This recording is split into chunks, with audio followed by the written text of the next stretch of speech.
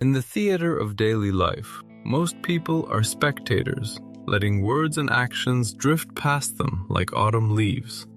But for some, every remark is a projectile, and every silence is a judgment. They don't just hear words, they feel them. They possess a soul without a skin, where the external world constantly bleeds into their internal reality. Today, we step into the shadows to deconstruct the highly sensitive heart and understand why some of us are destined to take everything personally. At the core of taking things personally lies the spotlight effect, a psychological phenomenon where an individual believes the world is watching and judging their every move. This leads to a state of hypervigilance. Their brain acts like a radar, scanning the environment for threats. A friend's late reply or a boss's short tone isn't seen as a random event.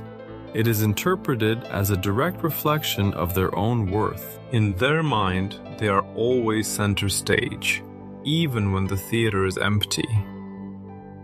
Most individuals have an emotional skin that filters out social noise. However, those who take things personally often have an external locus of control. They allow the outside world to dictate their internal weather. Because they lack a strong internal filter, they cannot distinguish between someone else's bad day and a personal attack. They absorb the moods of others as if they were their own, becoming emotional sponges in a sea of turbulence. Psychology suggests that this sensitivity often takes root in early childhood. If a child grows up in an environment where they had to manage a parent's unpredictable moods, they learn to overread social cues to stay safe. This anxious attachment follows them into adulthood.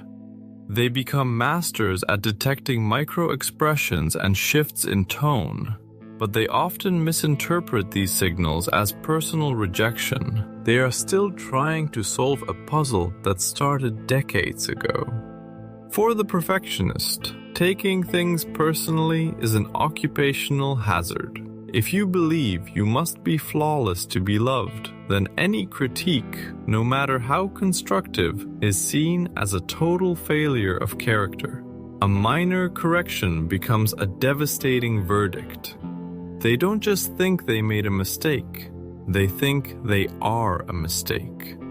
Their identity is so fragile that even a slight breeze of criticism feels like a hurricane.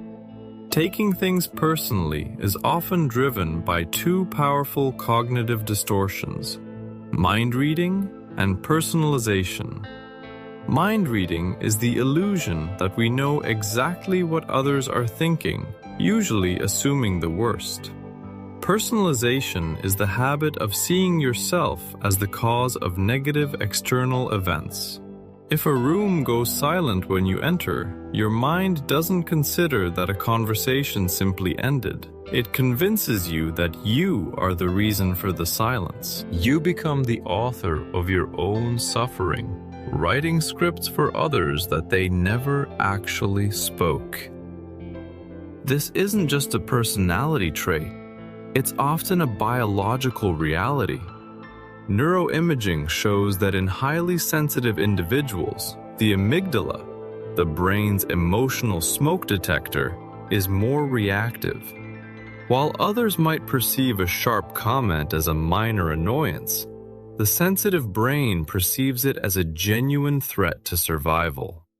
The fight or flight response is triggered by a social snub just as easily as it would be by a physical predator. Their nervous system is simply tuned to a higher frequency. We all possess mirror neurons that allow us to empathize with others.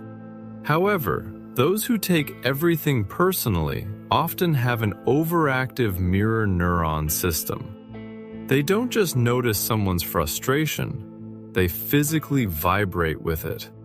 This high-definition empathy becomes a curse when they cannot detach from the emotions of the room. They mistake the noise of other people's internal struggles for a signal that they have done something wrong. In some cases, this intensity reaches a level known as rejection sensitivity dysphoria. This is an extreme emotional pain triggered by the perception, not necessarily the reality, of being rejected or criticized. For someone with RSD, a slight change in a partner's tone can feel like a physical blow to the chest. It's an agonizing sensitivity that makes the social world feel like a minefield where one wrong step leads to emotional devastation. Sometimes, the heart takes everything personally because it has been conditioned by trauma. If you have been systematically shamed or betrayed in the past, your brain develops social PTSD. It learns that people are dangerous and that every small cue is a warning of an impending strike. Taking things personally becomes a misguided form of self-defense, an attempt to see the blow coming before it lands. The tragedy is that in trying to protect the heart, they keep it in a constant state of war. When you take everything personally, you have essentially outsourced your self-worth to the public. You become a prisoner of other people's opinions, where a single compliment sets you free and a single criticism locks the cell door. Psychologically, this is known as external validation dependency. Because there is no internal anchor to hold you steady, you are tossed about by every passing remark, searching for a mirror in others that will finally show you a version of yourself you can love. High sensitivity often gifts an individual with the ability to notice things others miss. A twitch of an eyebrow, a coldness in a greeting. But this gift becomes a curse when it is paired with negative projection. You assume that because you noticed the shift, it must be about you. In reality, people are usually the protagonists of their own internal dramas, dealing with their own stress, fatigue, or insecurity. By mind-reading their bad mood as your fault, you are claiming a role in a story that isn't even about you. A key reason some people feel words so deeply is a lack of emotional granularity.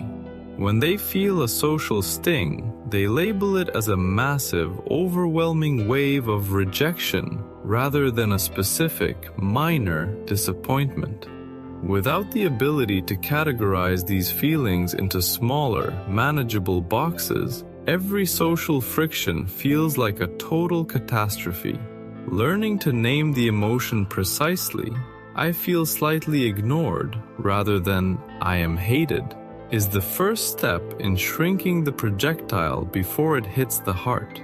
It is a strange psychological paradox. Taking things personally is a form of egocentrism driven by deep insecurity. It requires a belief that you are the primary cause of other people's behaviors. It is the ego's way of maintaining control in a world it cannot predict. By believing they did that because of me, the mind creates a false sense of order. Accepting that most people aren't thinking about you at all is both the most ego-bruising and the most liberating realization a sensitive soul can have. The path to resilience isn't about becoming cold or unfeeling. It's about developing an inner advocate.